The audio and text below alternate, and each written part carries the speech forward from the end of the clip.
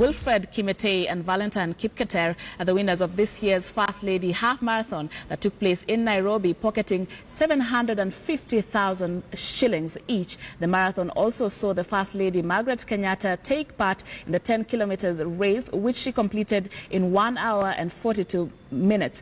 Here is part of the action from the marathon.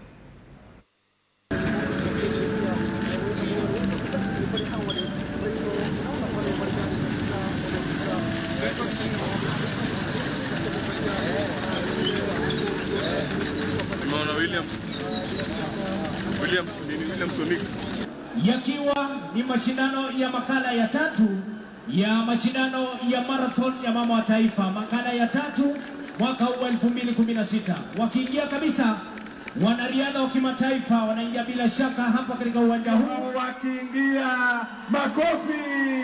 makofi wa Kenya. Tumkaribishe mama wa taifa wa Jamhuri ya Kenya na mama wa taifa wa Jamhuri ya Rwanda. Mbio! Karibu mama taifa kumaliza mbio za kilomita 10. Karibu sana. Karibu mama wa taifa. Karibu sana mama wa taifa wa Jamhuri